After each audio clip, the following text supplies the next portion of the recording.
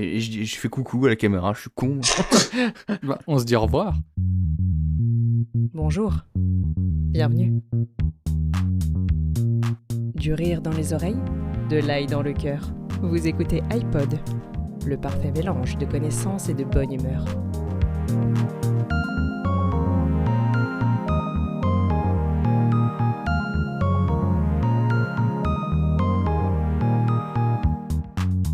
Bonjour et bienvenue dans ce 57e épisode d'iPod avec aujourd'hui Dorian qui est à fond. Ouais, bonjour tout le monde. Et Clément. Bonjour. Pardon. Ça va? Ça ne dérange pas trop? Ouais. Non, ça va. Non, Oui, je sais, je vous fais lever tôt le matin. Et C'est c'est ça. comme ça aujourd'hui. Mais c'est J'avoue pour qu'en c'est pour nos auditeurs, c'est Les important pour eux. téléspectateurs, auditeurs. Oui. Mais d'ailleurs, je suis à penser, toi qui te lèves tôt, tu dois te lever encore plus tôt que nous, non? Si 3 tu heures, te lèves non. Philibert. Il dort 2 heures. Non, moi je suis une heure plus tard. 1 heure plus tard. Ah oui, Regarde donc là, cette belle coiffure Non, mais de 1 heure de travail. Mais ça, c'est pas à cause du leve-tôt, ça c'est tout le temps ça. Ouais. Les cheveux dressés. C'est parce qu'il s'est pris une décharge. Bon, comment ça va? Bien, Comment et toi? allez-vous? Oui, ça va bien, Nous, on va malgré reprendre la route, donc on va devoir se préparer après cet enregistrement toute la journée, laver la maison et tout ça. malgré ce temps pluvieux par chez nous, parce que c'est la saison des crues. Pourtant, on n'est Ah pas ouais. en Afrique. Ah oui, j'ai vu, en plus, ils prévoient des inondations et tout ça. Ouais, bah il y en a pas eu, il y en a eu pas mal, il y en a eu pas mal en fait, pardon. Mais Ouais. Nord-Nantes, etc. Mais là, surtout qu'on enchaîne vraiment les semaines de pluie et de Toi, froid. ça va, t'as été épargné? Ouais, honnêtement, oui. Ouais. Bah non, ça va. Et toi, Clément? Tu sais, j'habite en Eh ben, appart. moi- toi. Moi, j'allais dire pareil que d'ailleurs, j'habite en appart, mais non, j'ai eu un peu peur de ça parce que je me souviens quand c'est tombé vraiment fort, que ça a draché. Mhm. Et ben en fait, j'étais chez un client et à un moment donné, j'étais pas serein parce que t'es là à tenir ta console de programmation, t'en gros, un gros, tu fais, oh, c'est quoi Oui. ce truc? Là, il y a un gros machin qui vient de péter, mais tu vois que les lumières, c'est pas éteint, donc tu te dis, c'est bon, ça a pété, mais ça a pas pété chez nous. Oh, t'as ça peur, m'a t'as fait peur de très peur. l'orage, toi? Bah, c'est quand même Oh, toujours, il a peur de l'orage, bébé. Non, mais c'est Oh, quand bébé, même il a toujours peur de impressionnant. l'orage. C'est quand même toujours impressionnant. Et puis c'est vrai que j'avoue que vu que le robot il avait été un peu en panne et que j'avais eu de la difficulté à le réparer parce que le moyen qui m'a permis de le réparer c'était Oh, le un bébé. sèche-cheveux. Oh, le Et ben bébé. du Ah coup ouais. je me dis voilà. Bon. Oh. Un sèche-cheveux pour réparer le bro, ça devait être vraiment Non mais un c'est bon pas une robot, blague, alors. c'est pas une blague parce qu'en fait il avait froid le robot, fallait le réchauffer. Du coup Mhm. j'ai mis sa petite bouillotte, il Tu était fais un là, petit il a câlin. pris son petit chocolat chaud. Puis Un du petit coup, câlin. Ensuite il a eu, C'est enfin mignon. pas chocolat chaud mais son huile chaude. Une fois qu'il a eu son huile chaude il a fait allez c'est bon je bosse. Pip, pip, pip, pip. C'est mignon. C'est mignon. Bon, bah, on va commencer tout de suite par moi et Tout de par suite. mon énergie incroyable. Et puis comme ça, au pire, je pourrais partir du podcast si jamais l'heure vient à manquer. Aujourd'hui, Ok. je vais vous parler d'un festival. Alors, je voulais vous parler déjà, est-ce que vous avez déjà fait des festivals de musique? Ouais. Musilac. Musilac, Clem? Hellfest. Ouais. Donc plutôt musique orientée pop-rock. Enfin, métal pour le Hellfest et Musilac pop-rock. Ouais. Vous en avez fait Ouais. d'autres? Festivals contemporains, de danse, d'art? Non, pas à ma connaissance. Enfin, je m'en souviens plus si j'ai fait quelque chose dans le genre. Des petits, Après, tu peux avoir des- tu peux avoir des festivals. On dit festival ou festival? festivals, oui, festival. non, festival. Tu peux avoir des festivals genre médiéval ou trucs comme ça aussi. Ouais, ça peut aussi, Ça, ouais. Tu, Ouais, tu bien peux sûr. y mettre un pied ou un truc comme ça, mais sinon pas spécialement. D'accord. Donc plutôt orienté métal et rock, mais plutôt Oui. gros festival. Oui.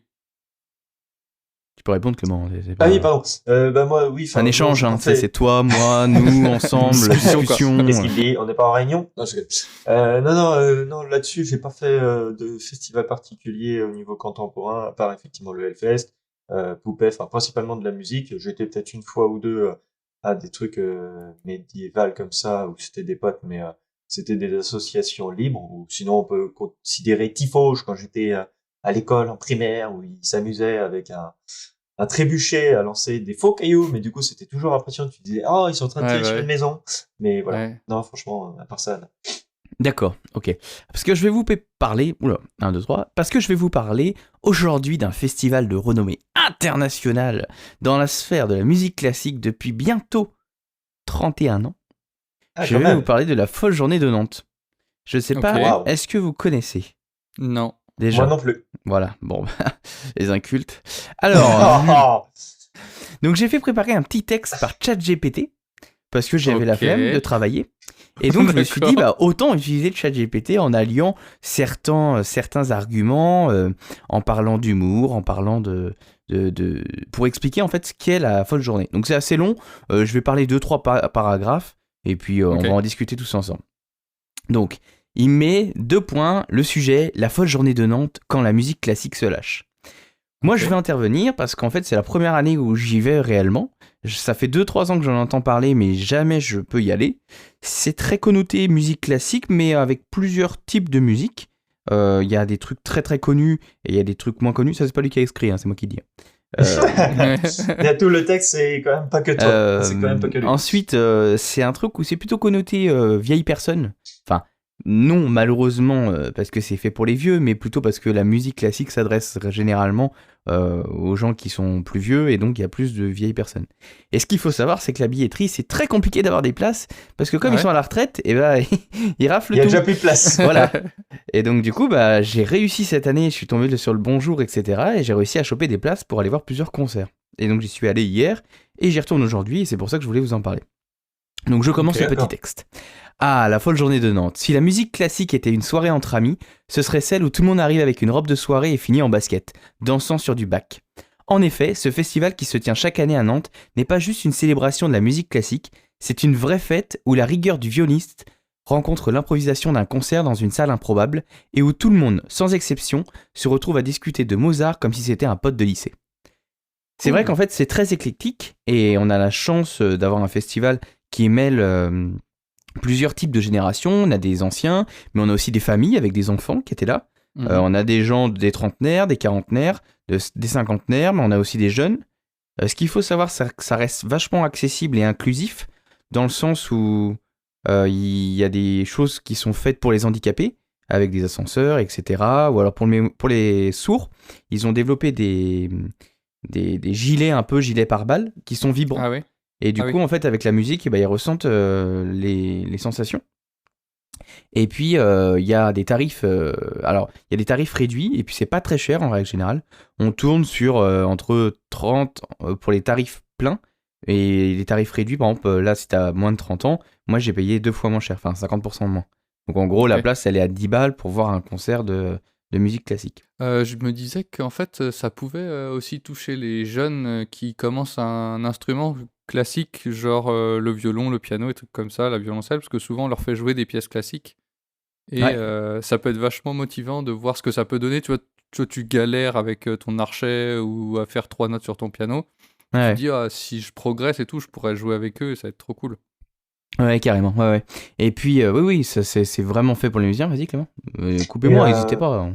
Fais gaffe à ce que tu dis, parce qu'on n'arrête pas d'entendre, oui, la culture, on pourra bientôt plus y accéder. Exactement, ça coûte trop ils en cher. parlent. Ils en parlent beaucoup. Mm. Hein. Ils en parlent beaucoup pendant le festival pour dire que, bah, bon, voilà, c'est déjà un festival qui a beaucoup de partenaires, parce que sinon, c'est pas possible Ouais. de fournir autant d'artistes et de scènes. Mais c'est vrai que c'est vachement orienté pour la culture et pour faire découvrir, comme tu disais, Philibert, ah bah tiens, ah bah c'est sympa cet instrument-là, ou pour les gens qui commencent, bah, ça donne envie de progresser, de voir autre chose de ce qu'on fait d'habitude, parce qu'il y a beaucoup d'artistes et beaucoup de choses qui sont réinterprétées différemment.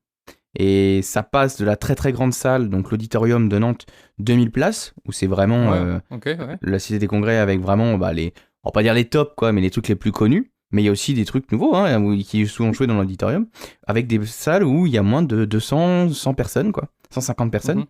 Donc c'est vrai que c'est vachement intéressant, c'est vachement intimiste et ça permet de découvrir des trucs. Ok. Je continue un petit peu par le petit texte. Et donc tu te balades dans Nantes, est-ce que c'est un peu comme le festival de théâtre d'Avignon où tu te balades dans la ville parce que t'as un truc ici, un truc là, un truc là-bas? Alors c'est la volonté, Ok. il y en a un petit peu dans Nantes, dans certains endroits, mais Ok. c'est principalement pour les concerts réunis à la Cité des Congrès. D'accord. Ils ont fait cette année, je ne sais pas si les années dernières ils l'avaient fait, mais cette année, ils ont fait les artistes dans le tram. Donc, tu avais des groupes qui jouaient dans le tram, tu avais des pianos, tu avais certains pianos qui étaient dans des endroits, à la gare par exemple, mais aussi dans les lieux touristiques où il y avait des grands pianistes qui jouaient devant tout le monde gratuitement. Et puis, il y a aussi dans certaines villes autour de l'agglomération où ils ont fait des petits concerts pour aussi inclure la périphérie nantaise. D'accord, ok. Ce qu'il faut savoir, c'est que les concerts qui sont donc du mercredi au dimanche sont d'une durée approximative environ de 45 minutes, Ok. à part si c'est précisé, ou ça peut durer un peu plus longtemps, 90 minutes, ou être un peu plus court, 30 minutes. Ok, ok. Donc ça permet en fait pour les gens qui souhaitent découvrir, qui sont curieux, d'aller voir et d'aller entendre. Et si jamais ça te plaît pas, c'est pas trop long, tu vois. C'est pas, tu pars pas sur un opéra de 3h30, au bout d'une heure tu te dis ouais c'est long. Là si jamais ça te plaît pas, bah il reste que la moitié du temps. Et puis au pire tu te dis bon bah voilà j'aime moins, j'apprécie moins. Ok. D'accord. Sympa pour la découverte. Donc alors si jamais alors je reprends un petit texte, hein. Alors si jamais vous avez eu l'occasion de découvrir ce festival, préparez-vous à une aventure musicale où vous allez vous perdre dans un monde où la rigueur se mélange à la liberté, où les grandes œuvres classiques côtoient des réinterprétations inattendues, et où la seule règle c'est d'ouvrir vos oreilles et de laisser vos a priori à la porte. Et c'est vrai que ça c'est assez intéressant, parce que moi j'y suis allé en ayant un peu d'a priori, parce que la musique classique c'est quand même connoté un peu élitiste, etc. Et j'y suis allé hier, donc j'avais réservé les 4 concerts. Là maintenant je vais parler de moi.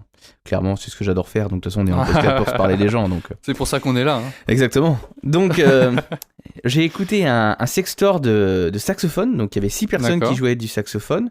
Et puis il y avait d'autres instruments, il y avait une clarinette, etc. Et qui réinterprétait plutôt de la musique du XXe siècle. Donc il y avait du Roméo et Juliette en classique, et il y avait du West Side Story, et puis une interprétation à eux. D'accord. Donc c'était vraiment super, c'était sympa, c'était vraiment, ça mêlait un peu modernité, c'était assez rythmique, c'était pas trop chiant, et c'était une autre approche du classique, pourtant avec des instruments très classiques, hein, clarinette et saxo, mais qui était un peu blues, et qui permettait vraiment de profiter d'autres choses avec... Donc c'était un groupe qui avait fait, ça s'appelait Sax Back ensemble, Ok. et c'est un groupe qui a fait des tournées en Corée du Sud, etc. Donc ils ont gagné des prix, donc non, Pas mal, pas mal. c'était vachement bien. Ensuite je suis allé voir, c'était un groupe qui jouait la musique arménienne, rom et un peu de cigane, donc musique de l'Est principalement, accompagné d'un chœur d'enfants qui chantait en même temps, yiddish. Et ça s'appelait Sirba Octet, et c'était vraiment super bien. Honnêtement, il y avait une super énergie.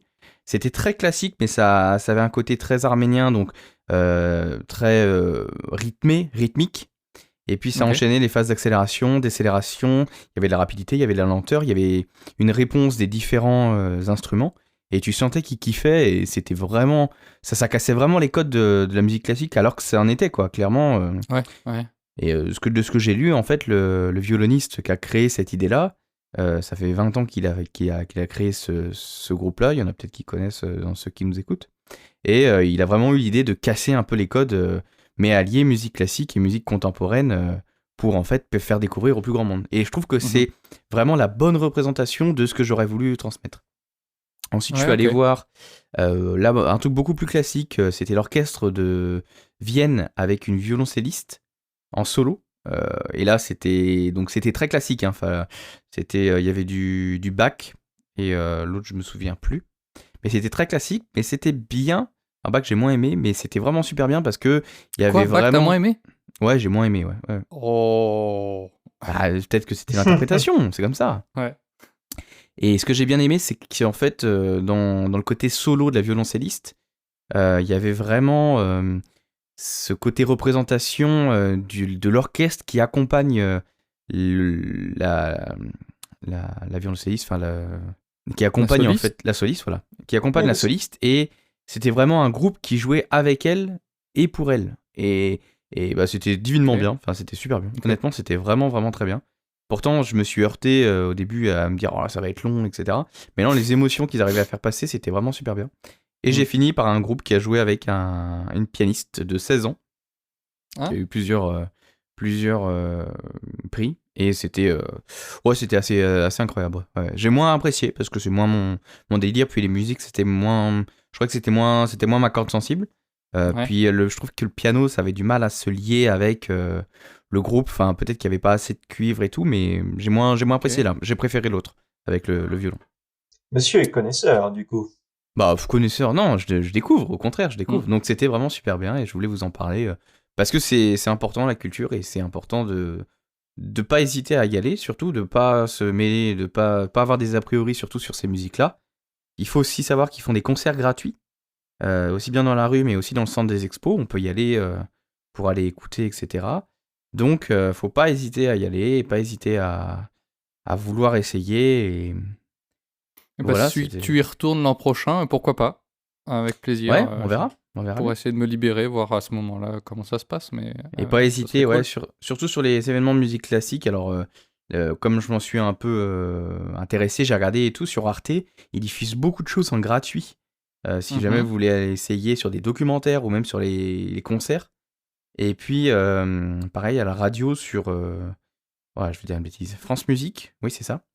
C'est la radio qui diffuse beaucoup de classiques. C'est la radio publique. Et tous les dimanches soirs à 20h, ils rediffusent un des super concerts qui a eu lieu cette année en rediffusion. D'accord, Voilà. c'est Et, sympa.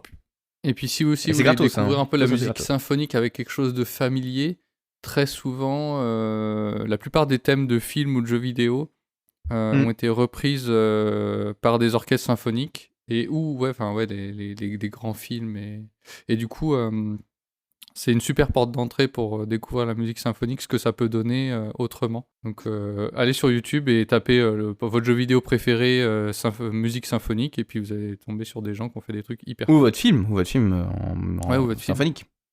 Et non, ce qui est bien aussi, c'est ce côté où ça te donne envie, clairement. Ça te donne envie d'y aller, ça te donne envie d'aller écouter, ça te donne envie de partager et ça reste des...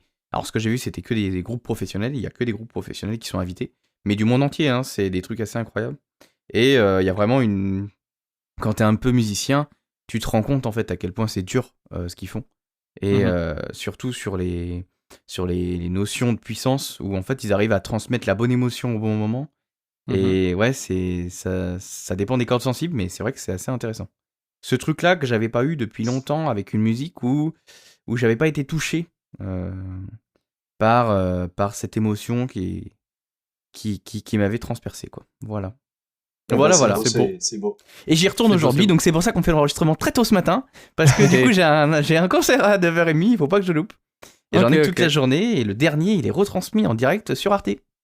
Ok, Ok. bien. Ce Donc tu soir. seras, on t'entendra applaudir. Exactement. Ah bah, me lever et crier iPod iPod. Bon, comme c'est pas en direct, les gens pourront pas aller Bah voir. oui, mais, bien sûr. C'est juste le concert de quoi Le concert de clôture de la folle journée 2025. Et là, à l'heure D'accord, actuelle, ok. on peut... Arte, il garde pendant un an le concert de clôture de l'année dernière. Enfin, là, là, on pourrait regarder celui de 2024 jusqu'à ce soir. Ok. Wow.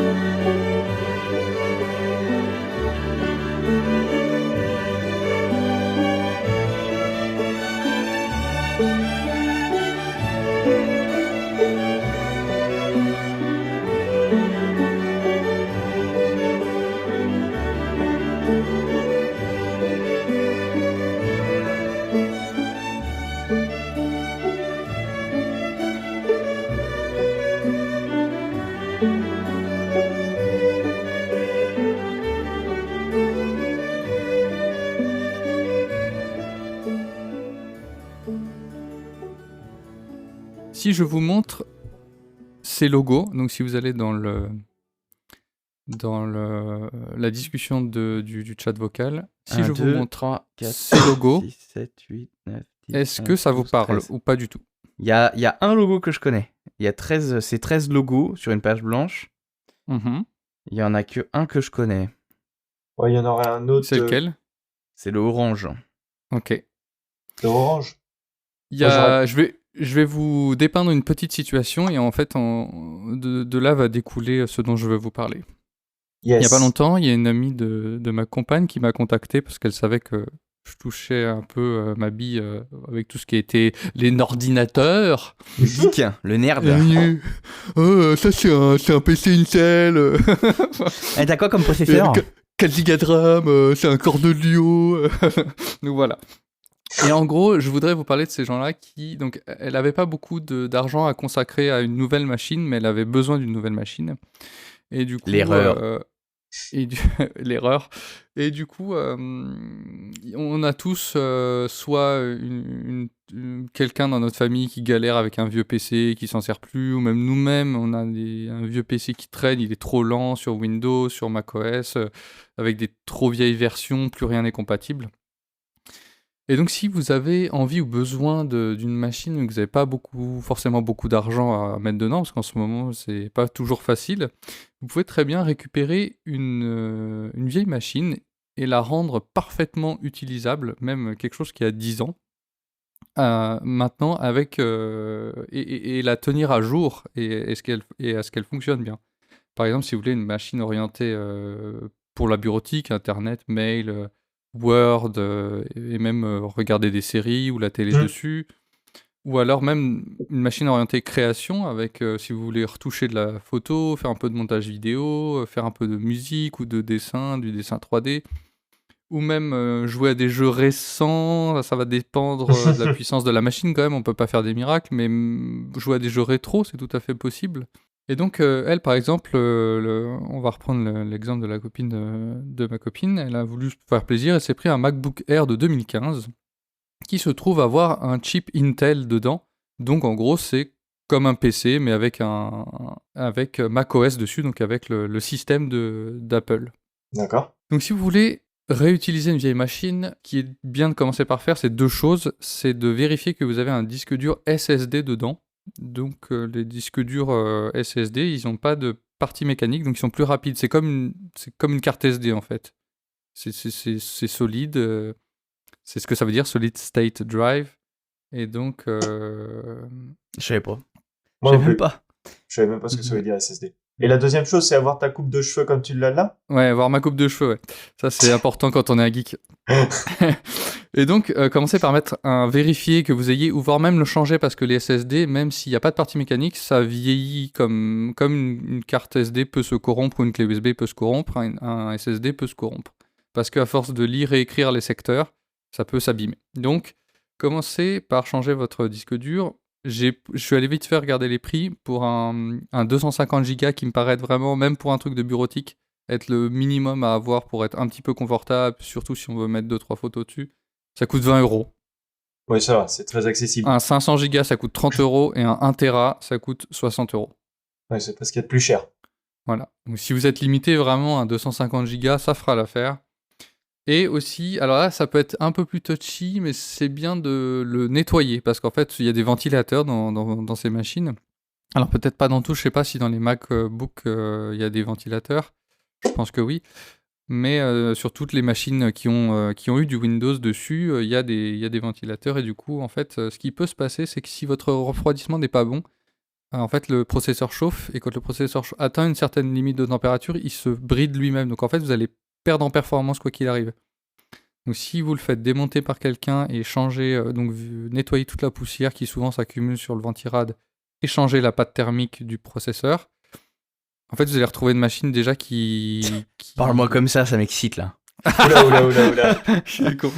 Et en fait, non mais vous allez retrouver, je rush un peu parce qu'on est limité par le temps, mais vous allez retrouver une machine qui fonctionne. Qui fonctionne, en fait, qui ne va pas être bridée par elle-même, en fait, par la chaleur qu'elle émet. Et ensuite, eh bien, il va falloir avoir un système. Eh oui, le plus dur. Il va falloir avoir un système. Alors, déjà si Janine, 60 ans, a fait ça, nettoyer le ventirad et changer le SSD, bon.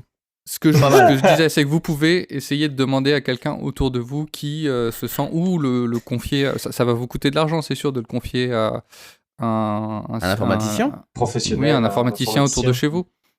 Mais s'il n'est pas trop salaud, il vous fera pas payer trop cher, normalement. Pour les auditeurs que ça pourrait intéresser, je vous invite à mettre le podcast en pause, et si vous voulez voir à quoi ressemble Linux et avoir une meilleure idée de ce qui va se passer, vous pouvez aller sur notre chaîne YouTube que vous retrouverez grâce à notre nom iPod et au logo, ce sera le même logo, et vous trouverez une vidéo qui s'appellera Découverte de Linux, et vous entendrez le même segment avec des images, donc ce sera plus facile de se faire une idée.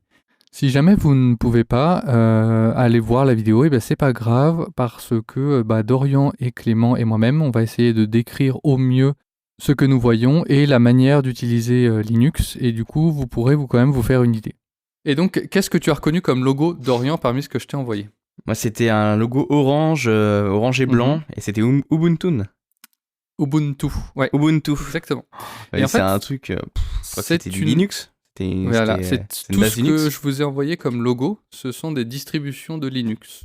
D'accord. Et justement, Alors là, aujourd'hui, déjà, je sais que Linux, ça peut faire peur, et en fait, le but d'aujourd'hui, c'est de vous montrer que tout le monde peut aller sur Linux sans aucun problème.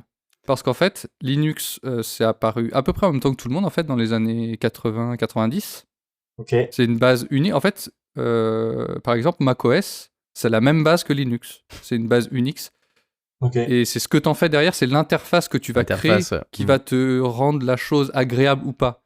C'est Ok. juste qu'on voit Linux comme les trucs de début où il y a que des lignes de commande, ce qui existe encore, par exemple, pour les Linux dédiés au serveur. C'est que des trucs en ligne de commande. On peut avoir des interfaces graphiques, mais ça dépend sur quoi on l'installe.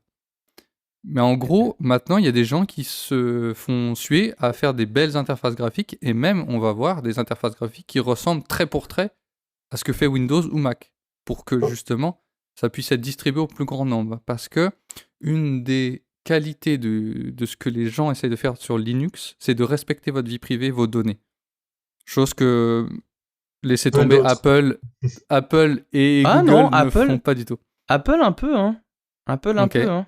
Ah, si, ils ont leur truc. Moins que ce que fait Linux. Vraiment, il y a des gens. L'avantage Non, en mais fait de Linux, peut-être. c'est que c'est C'est l'open open source, source. donc déjà. Et du coup, en fait, les gens vont pouvoir les fouiller dedans, et surtout des gens assez tatillons et qui disent non mais là non ça passe pas, et qui donc vont faire Non, en sorte que les logiciels soient le plus propres possible. Apple a été l'un des premiers à. Enfin, je veux pas défendre, hein, je suis pas payé pour, hein, Oui, mais vas-y. a été l'un des premiers à vouloir bloquer les trackers des sites web.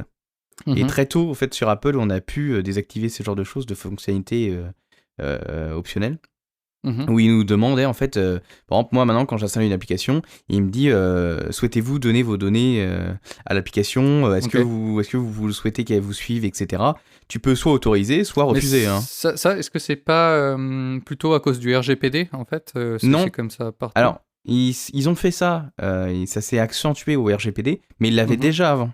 En fait, ils protégeaient déjà beaucoup de choses. Par exemple, je sais qu'Apple, quand il y a le FBI ou la police en règle générale, qui demande des informations, Apple a beaucoup de mal à donner parce que il y a une certaine confidentialité qu'ils veulent pas laisser à n'importe qui en fait.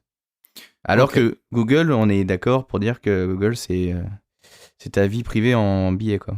Ouais. Ah, ils veulent se faire de la monnaie donc. Mhm. Et donc en fait. Déjà Linux, faut savoir que il y a plein de gens qui connaissent pas, hein, honnêtement. Oui, mais en parce fait que c'est Linux, niche. Hein. Mais et oui et non. En fait, vous allez pouvoir. Déjà, il y a des distributeurs qui vendent des PC qui sont par défaut sous Linux, donc vous ne payez que la machine plus la personne qui a fait l'installation. Voilà, souvent, non ? C'est pas souvent comme ça ? Il me semblait que maintenant, tu avais le PC sans le système d'exploitation. Il y a des versions où tu peux acheter le PC sans version sans système d'exploitation. Ah oui, aussi, si tu veux. Il y en a beaucoup qui le font très bien ça. si tu veux. Du coup, ça veut dire que tu as les compétences pour mettre Linux dessus, ou Windows, ou macOS. À mon avis, c'est aussi commercial pour pouvoir te faire payer le système d'exploitation derrière, mais ça existe. Oui. Donc, restez avec nous parce que vous allez vraiment, vraiment pouvoir faire revivre votre PC et l'utiliser au quotidien sans problème. Si vous êtes habitué à Windows ou à macOS, vous allez vous dire en fait, je suis pas perdu. Faut pas voir le truc en ligne de commande où il y a que des lignes partout. Maintenant, il y a des belles interfaces graphiques, il y a tout, enfin depuis longtemps en fait. Moi, par exemple, j'ai commencsay avec Ubuntu en 2009. Ubuntu est apparu en 2004, et en 2009, sur une première machine que j'avais achetée qui était un peu vieille, j'avais mis Ubuntu et ça marchait vraiment très bien. C'était beaucoup plus austère que maintenant, je vous l'accorde. Et vraiment, maintenant, ça a évolué. Maintenant, il y a des menus démarrer comme dans Windows. Il y a des bureaux multiples comme dans Windows et Apple. D'ailleurs, ils sont tous pompés les uns les autres, en fait. Windows est allé pomper un peu chez Mac, un peu chez Linux. Linux a pompé un peu chez les autres. En fait, c'est en train de tout s'unifier et tous ressembler. Parce qu'on a trouvé une formule qui marche bien et qui nous devient familière, en fait. Et du coup, Ubuntu, c'est quoi? Parce que moi, ça me parle absolument pas. Eh ben, je vais te montrer. Et si jamais vous avez peur de passer à Linux, ce que vous pouvez faire, c'est installer, par exemple, Linux en parallèle de Windows et choisir au démarrage sur quoi vous voulez démarrer. Tu te rends D'accord. compte? Non, mais ça se fait tout seul, hein. C'est juste au moment où tu mets l'installation de Linux, tu peux choisir d'effacer complètement ton disque dur ou de l'installer à côté de Windows. Il te le propose. Et t'as juste à cliquer sur un bouton, c'est tout fait automatiquement. Franchement, c'est Peut-être. À l'époque, je sais pas, moi j'avais essayé simple. d'installer Linux et c'était un bordel. Ou alors, ce que vous pouvez faire aussi, c'est avec la même clé USB, par exemple, qui va vous permettre d'installer Linux, vous pouvez la brancher, démarrer dessus. Donc là, il y a des tutos sur Internet qui sont vraiment bien faits. Et en fait, vous allez pouvoir essayer Linux directement sur votre clé USB sans l'installer. Parce qu'en fait, tout se charge en RAM, et comme c'est très léger, bah, ça c'est très utilisable. Vous allez pouvoir essayer d'installer 2-3 trucs. Et si ça vous plaît, il y a un bouton qui apparaît sur votre bureau dès que vous lancez la Linux sur la clé et qui vous propose d'installer sur votre machine, et ça vous lance un tutoriel d'installation. Et c'est vraiment tout guidé, c'est vraiment hyper facile. D'accord. Le plus compliqué sera de créer la clé, le bootable, mais même par exemple, vous utilisez Rufus et vous allez sur un tuto sur YouTube qui vous montre comment utiliser Rufus. C'est hyper simple, vous téléchargez la version de Linux que vous voulez, vous téléchargez Rufus, vous avez une clé USB, ça va être hyper simple de créer une clé bootable. Maintenant, c'est hyper simplifié, tout est facile. Bien. Et aussi, en fait, ce qu'il y a maintenant de plus facile sur Linux, ce qui était un peu chiant avant, c'est qu'il y a un catalogue unifié d'applications. Bah oui. Alors là, du coup, je me suis mis sur mon Linux, parce que moi, sur mon PC, très rapidement, j'ai mis Linux en parallèle de Windows, donc je vais vous partager mon écran.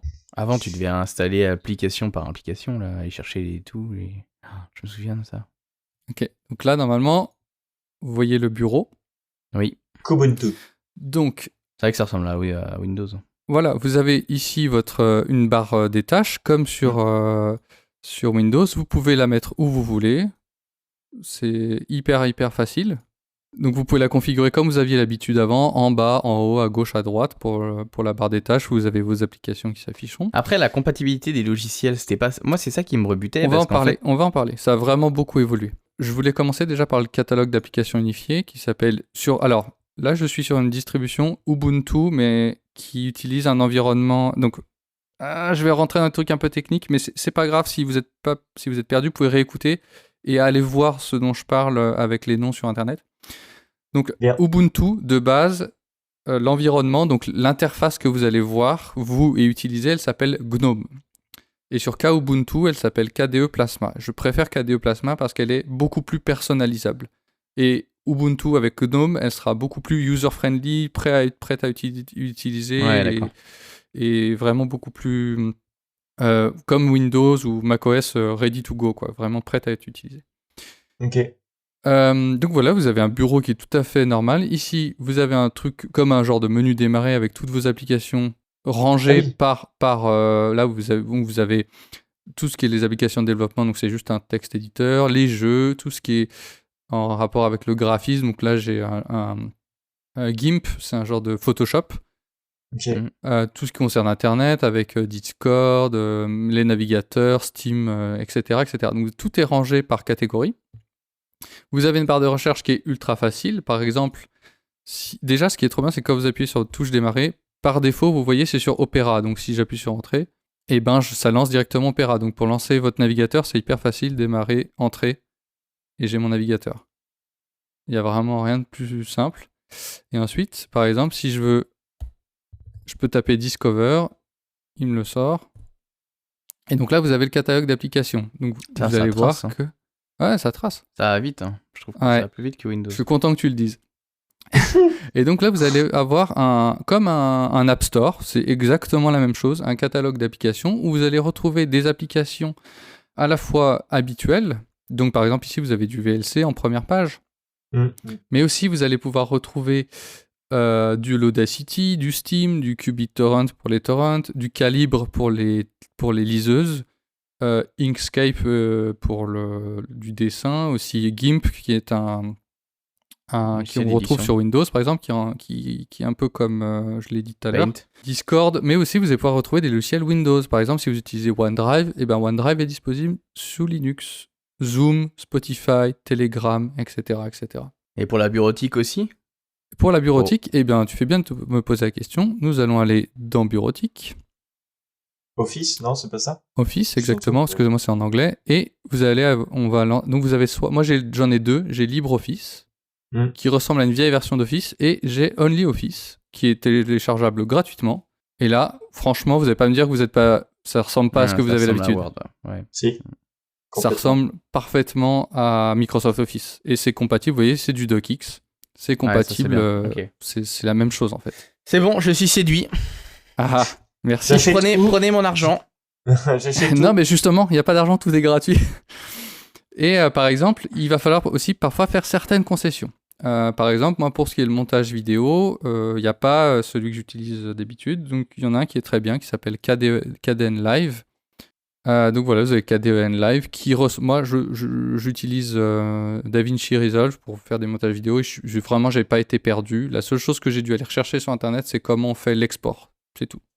Comment on fait les effets Non, l'export en vidéo. Non, 4D, vraiment c'était pour du montage simple, couper les parties qui m'intéressaient pas, faire des fondus et rajouter une musique quoi. Vraiment du Ça montage s'appelait très simple. Cinema 4D, non? C'est comme ça que ça s'appelait avant, le logiciel de montage pour faire des trucs Oui. sur MW2 là. Windows Movie Maker. Non. Après, donc si vous êtes habitué à Photoshop, il n'y aura pas trop non plus, donc il faudra s'habituer à GIMP. Donc ça va donner ça va obliger alternatives, parfois en fait. à des alternatives qui sont tout à fait viables et qui sont parfois plébiscitées, comme par exemple Blender pour tout ce qui est dessin 3D, qui est vraiment utilisable et très largement utilisé. Pour si vous aimez faire de la musique et que vous avez l'habitude par exemple de Ableton comme moi, il y a un truc similaire qui s'appelle Ardour et qui fonctionne très bien. Je ne l'ai pas trop utilisé, mais le peu que j'en ai vu, ça allait franchement. Il y a aussi une chose intéressante à savoir à propos de Discover ou de tous les gestionnaires d'applications présents sur la plupart des distributions Linux, c'est que c'est aussi par ce biais-là que vous ferez vos mises à jour. Et ce qui est très très bien fait, c'est que tout est automatisé. En fait, il va aller directement voir quelles mises à jour sont disponibles et vous les proposer. Et en fait, que ce soit les mises à jour d'application ou les mises à jour système, elles vous seront toutes proposées au même endroit. Vous avez à cliquer sur un bouton, il fait les mises à jour et vous êtes tranquille. Et même pour les mises à jour de grosses versions, c'est-à-dire comme si vous passiez de Windows 10 à Windows 11, parce que la plupart des distributions Ubuntu, par exemple, il y a 2 versions par an, une en avril et une en octobre.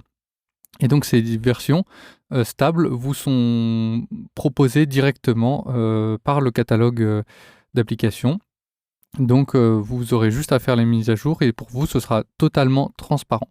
Donc c'est quoi le vrai avantage en fait? C'est le fait que ce soit beaucoup plus léger qu'une interface C'est Windows. beaucoup plus léger. Effectivement, c'est Et Mac, beaucoup donc plus ça va rapide. plus vite, ouais, on est d'accord. Et vous allez pouvoir l'utiliser sur des très très vieilles machines. Donc quel est le défaut alors? Il est où le défaut? Le y en défaut, a c'est que pas. ça va demander, je dirais que sur les trucs de base, si vraiment vous faites juste de la bureautique, vous allez sur Internet avec un navigateur, vous tapez du texte et vous allez regarder des vidéos avec VLC ou via... pour tout ce qui est trucs de base, ça va rien vous changer. Multimédia, bureautique, jeu. Voilà. Pour les jeux, donc ouais, vous avez vu que j'avais Steam, donc je me suis pas connecté, donc tant pis, mais vous allez avoir le catalogue de Steam avec pas mal de jeux quand même qui sont, pas tous, je dois avouer, mais pas mal de jeux qui sont compatibles. En fait, c'est plutôt quand tu vas plutôt dans le deep, où là, Windows te propose des solutions totales, alors que là, tu es obligé d'aller un peu... C'est juste que il faut bien comprendre que Windows, actuellement, c'est 70 à 75% du part de marché. C'est-à-dire qu'actuellement, 70 à 75% des PC qui sont utilisés sont sous Windows. Ok. Ouais, Donc mais c'est parce quand que- même très largement répandu. Je crois que macOS c'est une vingtaine de pourcents et ensuite tout ce qui est les différents trucs Linux et autres, Ah oui, il y a aussi les Linux, c'est 4-5%, et il y a aussi les Chrome, tout ce qui est Chrome OS et tout comme Chrome ça, OS, et qui sont pareil de quelques pourcents, 2-3% à chaque fois. Ok. Et pareil, moi, mon ancienne machine qui était un PC entrée de gamme moyen, pas terrible, qui ramait sous Windows, très vite je l'ai mis sous Ubuntu Linux, et ça marche plutôt très bien.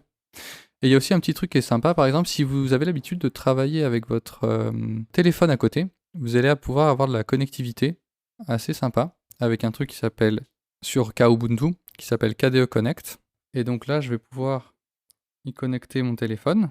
Ouais, tu fais la retransmission comme Mac, quoi. Là, je vous ai mis Leur FTP de... l'écran de mon téléphone. Donc c'est par le Wi-Fi que ça se passe, donc c'est sans fil.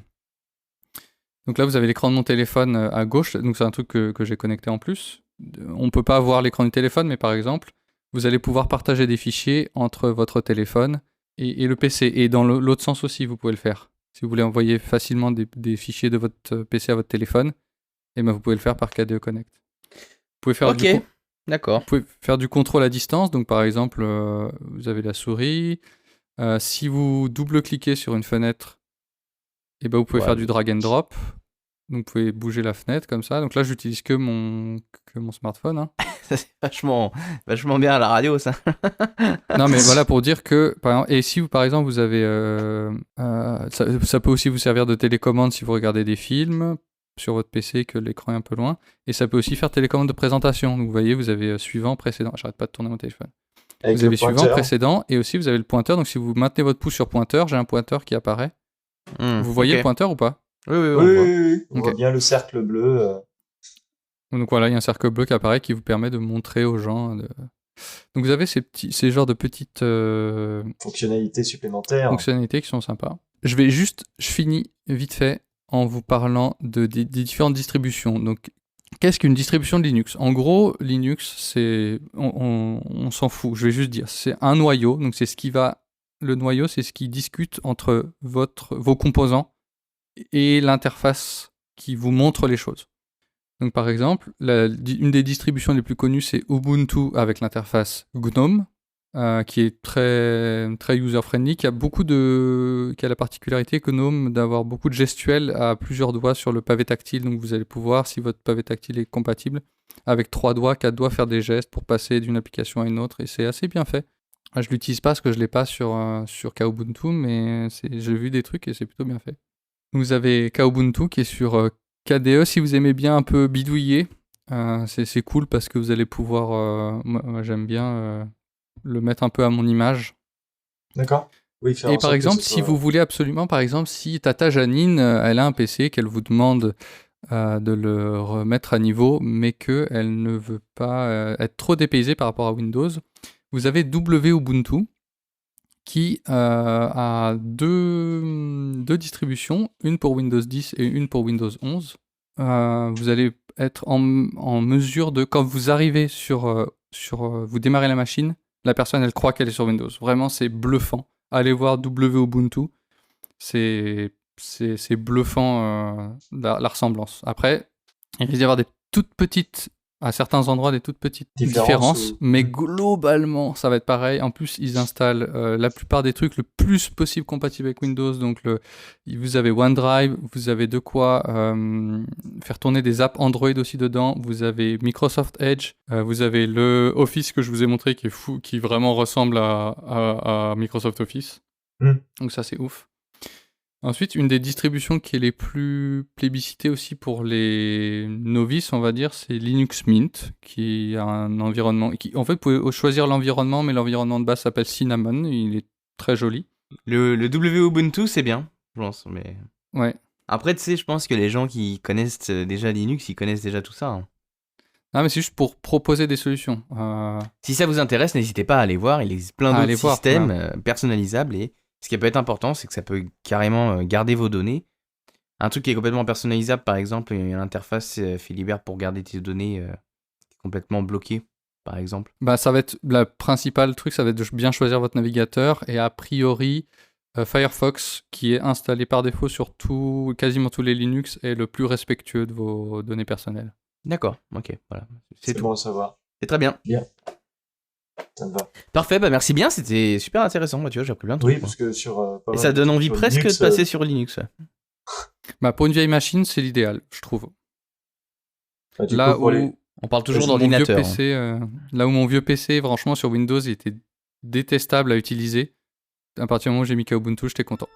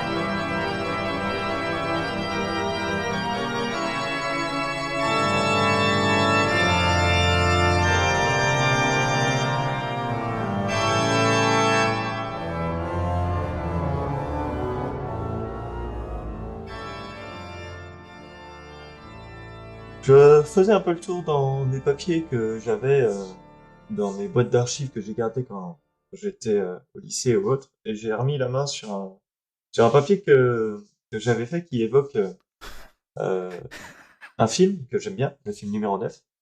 Ouais. Et ce film-là, en fait, pourquoi je veux en parler? Tout simplement parce que on avait un thème, ça doit être au lycée, je pense, qui était l'extraordinaire, lycée ou c'était je crois. Mhm. Et c'était principalement donc les films Mets ta feuille de devant toi. Tim Burton. Non, c'est juste pour pardon, pour dire parce que je essaye de recontextualiser. Et en fait, il fallait choisir un film de Tim Burton. Donc ça va, Tim Burton, c'est pas comme s'il en avait fait que quelques-uns, il en a fait plein. Mhm. Et j'ai choisi le numéro 9 parce que quand je l'avais vu, alors je ne saurais plus dire comment ça s'est passé, mais je sais que j'avais bien aimé ce film-là. Et du coup, pour juste vous dire, donc le producteur c'est Tim Burton, c'est pas lui le réalisateur ou autre, c'est un film qui date de 2009, donc il est plutôt jeune, il est américain. Pour vous faire un petit résumé de ce film, rapidos, donc c'est situation post-apocalyptique, dystopie, société imaginaire qui empêche ses membres d'atteindre le bonheur. Parce que dans ce film-là, les hommes, et plus précisément un scientifique, un chancelier, Mhm. qui fait peut-être référence à des choses qui sont passées dans notre histoire avec la Seconde Guerre mondiale, etc., etc. Ben, ils ont créé une machine qui permettait de créer des machines de guerre à leur image. Le problème, c'est que bien évidemment, quand on crée des machines à son image, etc., etc., qu'elle est dotée d'intelligence, ben, la machine, qu'est-ce qu'elle fait? Elle se retourne contre ses créateurs. Donc c'est ce qui se passe dans ce film. Et malheureusement, les humains essayent de lutter contre cette créature qui est horrible, qui a détruit l'humanité.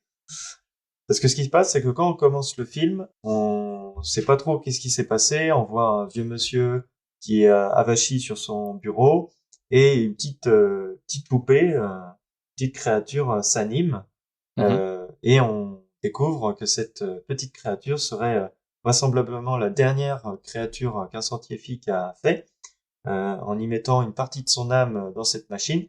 Et elle doit lutter, mais c'est pas une machine de guerre, du coup, c'est une machine qui a plus d'humanité que la précédente qu'ils avaient créée à l'époque. Et elle doit juste effectivement vivre ou survivre dans le milieu que les hommes lui ont laissé. C'est un film d'animation aussi. Oui, c'est un film d'animation. Oui, Philibert. Et puis surtout, je trouve que ce qui est intéressant, c'est que une poupée de chiffon, il n'y a rien de plus insignifiant. Tu peux te dire qu'est-ce que ça va faire face à ces grosses machines. Grâce au système, à cause du système, contre le système. Et du coup, ce que j'aimais bien dans ce film, c'est effectivement, bah c'est le côté un peu post-apo avec Ah, c'est ce que j'allais dire. Le truc de la guerre. Enfin, moi, je trouvais ça assez intéressant parce que ça donnait une vision peut-être possible de certaines choses. Si on met ça en lien avec notre vie personnelle, enfin, du coup, il y a des fois des rapprochements qui se font et qui sont plutôt bien. Enfin, voilà, ça te donne une idée, qu'est-ce qui peut se passer, est-ce que c'est possible ou pas. Enfin, voilà, j'aime bien ce côté-là. Et Mais ça fait ce que je peur trouve- aussi, hein. Moi, Oui, ça ça fait m'avait peur. fait peur, hein. Ça peut faire peur, ouais. oui, Ouais, ça fait ouais. peur parce que c'est pas enfin, peut-être que c'était noté tout public, mais je suis même pas sûr parce que mine de rien, dans ce film-là, justement, à un moment donné, il y a des choses assez atroces qui se produisent. Alors, il n'y a pas de sang véritablement, mais il y a des scènes Sacrifice. de lutte, ouais, de sacrifice et qui sont assez effrayantes et on Et sent. puis aussi, pour faire peur, il y a la plupart des machines méchantes, elles sont soit avec des crânes, soit avec des têtes Mm. de poupées, ça fait un truc très bizarre. Oui, ça fait très creepy, ça fait. Et puis c'est pas des trucs qui sont, on va dire, neufs. Après, tu me diras, même ces poupées-là sont pas neuves, mais elles font plus douces, elles ont un côté plus innocente, moins agressif. Peut-être parce qu'elle nous ressemble plus, non? Peut-être. Peut-être que c'est pour ça, ce côté humain, ce côté. Disponible sur quoi? Sur. Alors là, Netflix actuellement, non. Mais je pense que sur d'autres plateformes, vous pourrez le trouver ou des vidéos à la demande. C'est un film qui doit durer 1h30, 1h45. Je l'ai pas revu, hein, très honnêtement. Mais je vous Qui est-ce qui conseille se de le coupe voir. les ongles derrière, là? C'est personne, mais c'est pas moi. C'est pas grave. Voilà, si, ça va s'entendre. Tant pis. Je lui dirai. Tu peux arrêter de te couper les ongles? Merci. Et du coup, ouais, dans la petite créature, tout ça, ouais, c'est assez flippant. Voilà, je vous conseille de le voir et tout ça. Qu'est-ce que je peux dire Ok. de plus? Moi, je l'avais vas-y, pas fais-le. vu. Ouais, je l'avais vu en début 2010 Yes. et je l'avais pas revu depuis. Et dans mon souvenir, c'était muet. Et je l'ai re-regardé hier parce que tu nous as dit que on allait parler de ça, donc pour me remémorer un peu. Et je fais ah non, il parle. Ah oui, d'accord. Non, oui, il J'avais parle. pas ce souvenir-là. Mais je crois qu'il y en a un qui parle pas. Il y en a deux même. Les jumeaux, si je me souviens Oui, bien. les jumeaux ne parlent pas. Et en vrai, Ils envoient des signaux lumineux. celui qui est un peu costaud, il parle pas non plus. Mais Non. bon, c'est pas un truc muet, c'est un truc parlant. Mais je sais pas pourquoi Oui. dans mon esprit c'était muet. Bah, c'est parce que je pense que ces petits trucs-là t'ont rappelé le fait que c'était pas bruyant. Et puis même dans le film, on sent cette tension où ils cherchent à ne pas faire de bruit, pas Mhm, que mhm. la machine qui a des capacités puisse faire quoi que ce soit. C'est vrai que c'était pas mal J'ai comme retrouvé. film de Tim Burton quand même. C'était sympa, moi j'avais bien aimé. Ouais, Alors, c'est ouais. franchement, je vous recommande. Mais je Moi, ce que saurais j'aime pas bien, vous c'est dire, que vas-y. il te met dans son univers en fait. Il t'emmène dans son univers. Et c'est ça Mhm. qui est fort. Enfin, Tim Oui. Burton en général, c'est fort. Yes. Yes, Et yes. puis c'est encore une fois son comparse Daniel Elfman à la musique, qui est pas tout seul mais qui est là quand même et ça se ressent et c'est cool. Enfin, bah, c'est pareil, il y en a plein. Enfin, je pensais pas. Alors, j'ai un doute, mais si. Vous me direz si je dis une connerie. Mais j'ai repris donc un autre document où il fallait qu'on mette d'autres titres de films en plus de celui qu'on avait trouvé. D'accord. Moi, j'ai mis Beetlejuice Oui, c'est De Beetlejuice. 1988. Donc, Ah, j'ai pas vu celui-là. Il y a le Avec nouveau Julien là, qui est Lepers. sorti là. Il y a le nouveau qui est sorti. Il y a Mars Attack aussi où c'était Ah, un Mars film Attack, c'était bien ça. de Tim Burton. Ça, c'était con ça. Sleepy Hollow de Tim Burton en Mhm. Ça, c'est super ça. 1999. Ça, c'est Ouais, super. c'est la légende Planète qui des singes.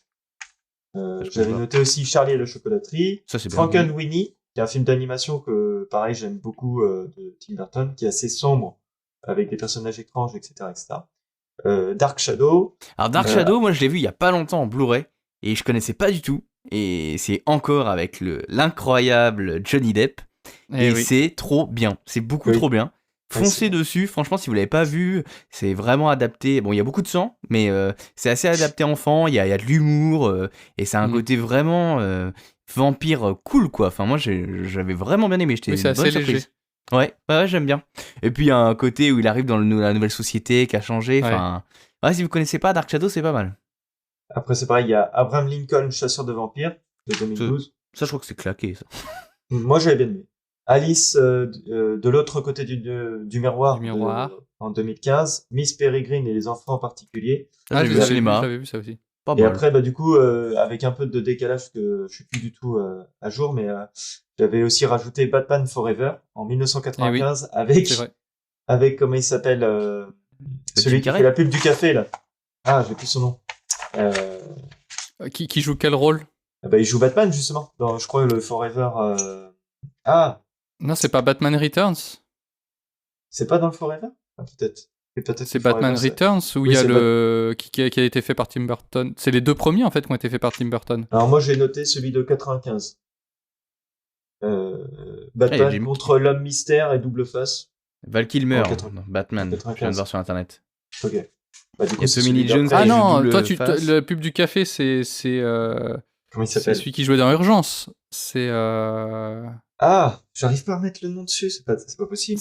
Il s'appelle George George Clooney. là. Ouais, George là, Clooney. George Clooney. Mais il a fait du coup Returns. Oui, mais ou- plus tard. C'était À pas Forever. l'époque des Tim Burton, il me semble que c'était celui qui ressemble à Julien Lepers. Merde, il s'appelle comment cet Oh. acteur? Et qui fait Beetlejuice aussi. Ah bon, c'est le même. D'accord, c'est marrant. Ok. Oui. Merde, putain, j'ai plus son nom. Michael Keaton. Michael Keaton. Bien joué. Voilà. Bon. Et ben, enfin, il me voilà, semble c'était- que, en fait, si mes souvenirs sont bons, Tim Burton a fait les 2 premiers Batman parce que ça correspondait un petit peu à son univers sombre. Hum. Et en fait, Oui, c'est vrai que ça le a truc, toujours c'est que ça été vendait sombre. pas assez de jouets. Et ils ont fait un truc plus coloré pour le 3, qui a été pas mal décrié. Ouais, c'était pas mal. Et du coup, en fait, comme c'était plus coloré, plus chatoyant, bah, ça vendait plus de jouets. Mais si on regarde le tout dernier Batman, Tim Burton aurait été content parce que quand tu vois celui avec, j'ai plus son nom. Le tout merde. dernier.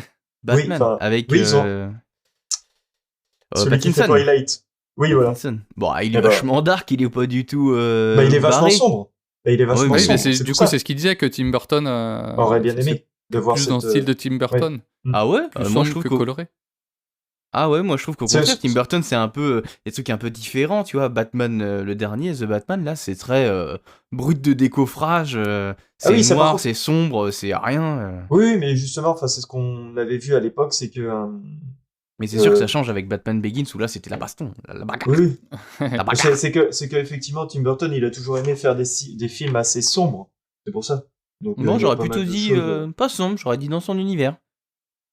Parce que Charlie et Il y la a- chocolaterie c'est C'est pas presque, sombre. c'est presque un mélange, je trouve, de beaucoup de sombre avec du chatoyant par touche comme ça. Oui, C'est pas que oui, du oui. sombre. Oui, c'est pas que du sombre, mais c'est, enfin, tu prends, enfin, ça reste quand même des Putain, on est thématiques devenu un un peu. podcast de ciné quoi. N'importe Ah, quoi. ça va, non, Qu'est-ce mais que ça fait c'est À chaque sympa. fois, tu nous l'as fait. Hein, je Oui, vois mais pas ce que ça te, Parce que je ce que ça réveille en toi. Je pensais que tu allais dire par rapport à la musique contemporaine, ça justement. Je me suis dit, il va nous le dire. On est devenu un podcast de musique contemporaine. Non, mais tu sais, ça fait un peu genre. Comment il s'appelle là, le mec avec les lunettes noires là sur le rock là. Il parle tout Ah, le temps ouais. comme ça là.